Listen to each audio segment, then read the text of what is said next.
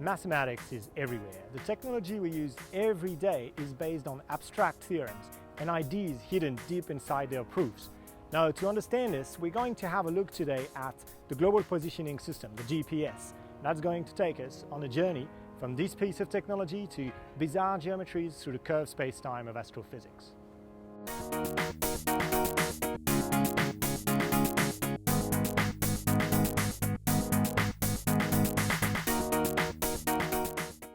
Hi, my name is Pierre and I'm a mathematician here at the Australian National University. I love the GPS on my phone and in my car, but like most people, I've got essentially no idea how it works. To find out a bit more, I'm catching up with a friend of mine from engineering who might be able to tell us all about it.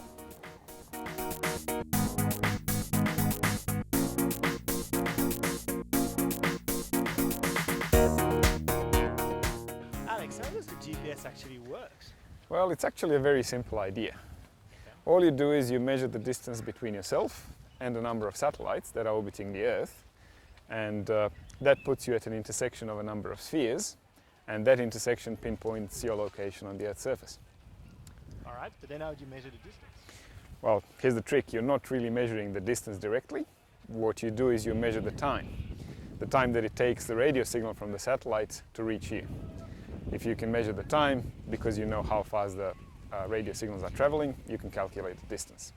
But that's the tricky bit, because the radio waves travel at the speed of light, 300,000 kilometers per second. Your measurement of time has to be extremely precise. So the error in your measurement has to be less than 19 billionths part of a second to get an error of plus minus 5 meters in positioning, which is the current standard. I see. And is that reasonably easy to do? Or? No, it's not easy to do at all. Okay. There's a lot of factors that actually make it very difficult. The Earth's gravity, the Earth has atmosphere, the Earth is moving, satellites are moving, you're moving. So all of these factors contribute to the total error, and they pile up. So any of them can make things a bit more difficult and can make your measurement inaccurate. And you need to keep the total effect less than 19 billionth parts of a second. Now, an illustration of how difficult it is the fact that it took the US Department of Defense 30 years to get from the idea of a GPS to a fully functioning system. I see. Okay, so out of all of these effects piling up, can you tell me about, say, one of them? What's the coolest? The coolest and strangest one, if you ask me, is the general relativity. First, due to Earth's gravitation, the waves are not traveling in a straight line from the satellite to you.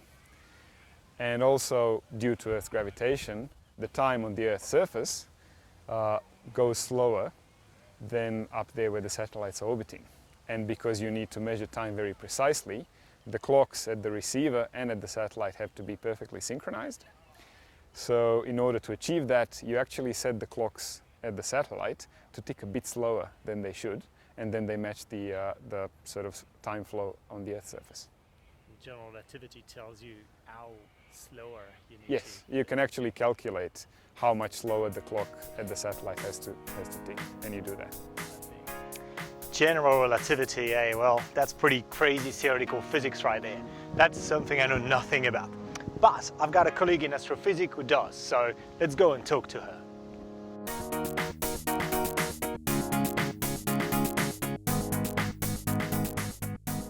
So Lydia, could you tell us what general relativity is about? General relativity is a theory that was developed by Albert Einstein at the beginning of the 20th century. Because you see, before then, everyone thought that space-time was simply flat, so that the shortest path between 2 points was a straight line. Albert Einstein linked space, time and matter, and he found that matter bends space-time, so that the distance between 2 points, or the shortest path between 2 points, is no longer a straight line, but it is curved. The path is curved. And this obviously was something quite an important discovery. And But was it a discovery at the theoretic level, or is that also something that has been observed? well, back then it wasn't observed, but it made some interesting prediction. It predicted the existence of black holes, which are extremely exotic objects. And so for an astrophysicist, general relativity is a theory that is very important. It is verified all the time when they study black holes, when they study the expansion of the universe. But for a person's everyday life, it is not something that comes into it. We just don't realize that space-time is curved. So astrophysicists really see the effect of general relativity, but we on Earth don't. No. Really. We common people don't really feel No. that. But how come it affects the operation of the GPS then? Well, because the Earth bends space-time. Now, this is an extremely small effect because the Earth is not a very massive object. But on the other hand, the satellites that we use for the GPS navigation are at a certain height over the surface of the Earth, so that the space-time is curved differently from the way it is curved at the surface of the Earth. And this difference needs to be taken into consideration for the GPS navigation. All right, so this all, not going in a straight line and going on a curve in space and time matters even at that level. Matters, yes. It's a very small effect, but it needs to be taken into consideration. But then if you do geometry in high school, you learn that the shortest path between 2 points is given by a straight line. Yes, that doesn't seem absolutely. to fit. Is that?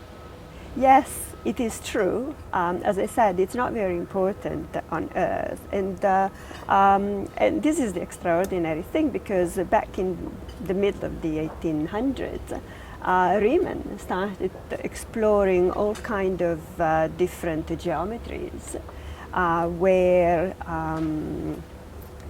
space was curved, and he didn't need to do so because there was no necessity to start exploring this kind of different geometries.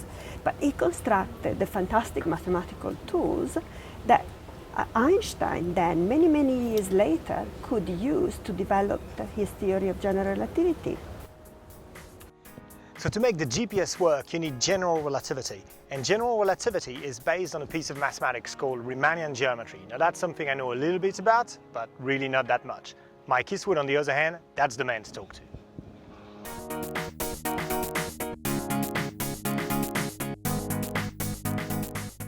Mike, you just told us that in general relativity, we are actually using some curved geometry. What is that about? Okay, so there's flat geometry, which most of us are familiar with, but then there's curved geometry, such as what you might find on a sphere. There's a really big difference between the cylinder and the sphere. So the cylinder, I have a cylinder here. You can make an accurate map of the cylinder simply by cutting it along one edge and unwrapping it like this. Absolutely nothing is distorted. But if you try and do the same thing with a sphere, I have somewhat a sphere here, then things necessarily get crumpled. You just cannot make an accurate map of the sphere. And this has to do with curvature. So the sphere is curved intrinsically, the cylinder is flat intrinsically. Okay, but then in general relativity, this seems to happen in space-time. So how does that translate to? It does, yes, so that's right. So this is in 2 dimensions. This is the surface of the sphere versus the surface of the cylinder. And that was due to Gauss. And he was working in the first half of the 18th century. But then in 1854, his student, Riemann, gave a talk in which he gave, roughly speaking, outlined a program for extending this to higher dimensions. And that has now successfully been carried out, and in particular to 4 dimensions. So 4 dimensions is the dimension of space in which we live together with time. And the curvature in 4 dimensions, as proposed by Riemann, is exactly what you find in Einstein's equations, and this now has practical applications in GPS, for example, also in medical imaging and so on. So what we've seen is that to make the GPS work, you need to take all sorts of physical effects into account. Now, probably the most impressive one is the fact that the mass of the Earth actually bends time. That's something that Einstein's theory of general relativity describes. Now, this theory was developed by Einstein using ideas of a mathematician named Riemann. And Riemann, he didn't try to develop a global positioning system or describe general relativity. What he was trying to do was to generalize ideas of Gauss about curvature of surfaces to higher dimension. Now, that's a typical example of an abstract mathematical result being turned into technological advances. In that case, it took about a century for that to happen. But I could think of an example of a theorem from 2005, which led in 2006 to a prototype of a 1-pixel camera. A camera with only 1 pixel, which still takes good picture.